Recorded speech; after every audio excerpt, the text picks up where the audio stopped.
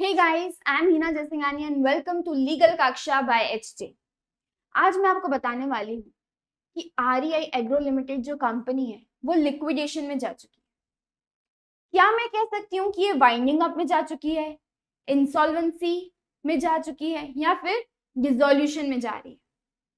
तो मेरा क्वेश्चन आपसे ये है कि क्या हम इन सारी टर्म्स को इंटरचेंजेबली यूज कर सकते हैं या फिर लीगल पार्लेंस में इनका कोई अलग डेफिनेशन है? तो स्टार्ट करते हैं लिक्विडेशन से। क्या होता है लिक्विडेशन? तो पहले तो हम इसकी डेफिनेशन समझते हैं। तो इसका जो डेफिनेशन है वो आता है इंसॉल्वेंसी एंड बैंक्रप्सी कोड 2016 में से। ये कोड इसीलिए लाया गया था ताकि जो भी इंसॉल्वेंट कंपनीज है, इंसॉल्वेंट कंपनीज क्या होती है? जो कंपनीज अपना डेट रीपे नहीं कर पाती है उन कंपनीज को हम कहते हैं insolvent companies, those companies who can not repay their debt. तो जब भी कंपनी इंसॉल्वेंट हो जाती है तो ट्रिब्यूनल जो है NCLT वो IRP अपॉइंट करता है। IRP मतलब इंसॉल्वेंसी रिजोल्यूशन प्रोफेशनल, ताकि वो उस कंपनी को सॉल्वेंट बना सके। तो अगर वो कंपनी सॉल्वेंट नहीं बन पाती है, वापस से वो अपने बिजनेस ऑपरेशन स्टार्ट नहीं कर पाती है, तो फिर उसको लिक्विडेशन में ले जाया जाता है। मतलब उसके सारे जो असेट्स है उनको बेचकर लायबिलिटीज को पे ऑफ किया जाता है।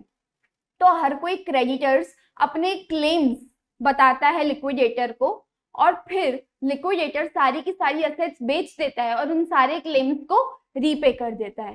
सो बेसिकली लिक्विडेशन का मतलब यही होता है कि वो एक प्रोसेस है जहां पे असेट्स को बेच दिया जाता है ताकि कंपनी की लायबिलिटीज को पे ऑफ किया जाए। तो फिर वाइंडिंग अप क्या होता है? तो अभी हम बात करते हैं वाइंडिंग अप की। तो गाइस, वाइंडिंग अप जो है वो कंपनी लॉ का कॉन्सेप्ट है।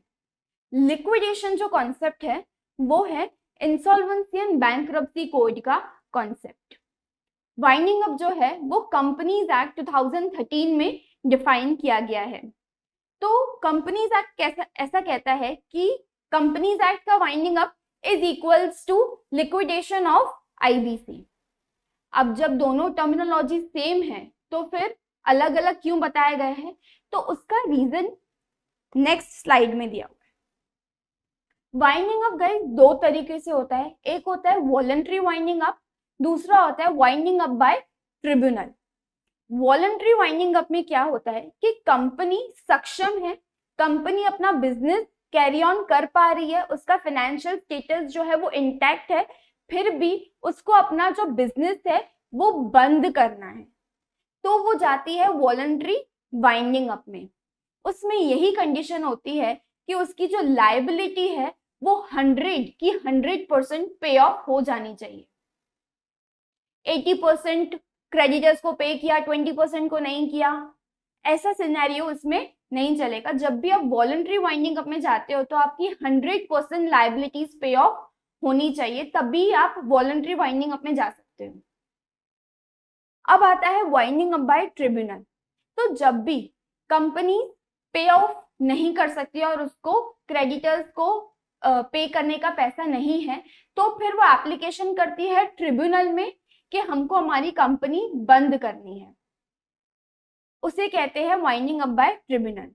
तो जो वॉलंटरी वाइंडिंग अप है वो IBC के अंडर फॉल करता है और वाइंडिंग अप बाय ट्रिब्यूनल जो है वो कंपनीज एक्ट के सेक्शन 271 में फॉल करता है। पहले ये दोनों केसेस कंपनीज एक्ट में फॉल करते थे, लेकिन जैसे ही IBC आ गया तो वॉलंटरी वाइंडिंग अप के जो भी प्रोविजंस थे वो IBC में कवर होने लगे और वाइंडिंग अप बाय ट्रिब्यूनल के जो प्रोविजंस थे वो कंपनीज एक्ट में कवर होने लगे। तो गाइस, अब हमने ये तो समझ लिया कि लिक्विडेशन हो चाहे वाइंडिंग अप हो, दोनों में ही असेट्स को बेचकर लायबिलिटी को पे ऑफ कर दिया जाता है। तो फिर डिसोल्यूशन क्या होता है?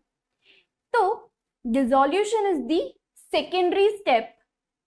पहला स्टेप हमेशा लिक्विडेशन और वाइंडिंग अप होता है, that will result into dissolution. Dissolution क्या होता है? तो डिसोल्यूशन में कंपनी का जो एग्जिस्टेंस होता है वो ही खत्म हो जाता है। It ceases to exist as a corporate entity. तो एग्जिस्टेंस कैसे खत्म हो जाता है? तो उसका जो नाम होता है आरओसी में रजिस्टर्ड होता है, तो आरओसी जो है उसका नाम ही स्ट्रक ऑफ कर देती है। तो गाइस, क्या इसका मतलब ये है कि किसी भी कंपनी को डिसॉल्व होने के लिए पहले लिक्विडेशन या वाइंडिंग अप प्रोसेस को फॉलो करना ही पड़ता है, या पहले उसको लिक्विडेट या वाइंड अप होना पड़ेगा, उसी के बाद वो डिसोल्यूशन में जा सकती है? तो so the answer is no. बिना लिक्विडेशन और वाइंडिंग अप के भी कंपनी डिसॉल्व हो सकती है। कैसे? तो उसका आंसर है अमालगमेशन। अमालगमेशन क्या होता है? जब दो अलग अलग कंपनीज मिलती है और एक नई एंटिटी स्टार्ट करती है या फॉर्म करती है, उसको कहते हैं अमालगमेशन। मान लो ए कंपनी है और बी कंपनी है, दोनों मिलके ए बी कंपनी स्टार्ट करती हैं, बट अमालगमेशन में ए कंपनी भी बंद हो जाती है, बी कंपनी भी बंद हो जाती है, और दोनों मैनेजमेंट मिला के ए और बी कंपनी स्टार्ट करते हैं। तो ए बी कंपनी डिसॉल्व हो गई, बी कंपनी भी डिसॉल्व हो गई, और एक न्यू एंटिटी फॉर्म हुई जिसका नाम होता है ए बी कंपनी। तो अमालगमेशन में भी कंपनीज पहले डिसॉल्व हो जाती है और नई कंपनी बनती है। तो डिसोल्यूशन का मतलब यही होता है कि आपकी कंपनी अगर कोई भी बिजनेस आगे कैरी आउट नहीं करती है, उसके ऑपरेशंस वो करना बंद कर देती है, तो उसको कहते हैं डिसोल्यूशन। फिर वो वाइंडिंग अप और लिक्विडेशन से भी हो सकता है, या फिर अमालगमेशन के थ्रू भी हो सकता है। I hope you like the video.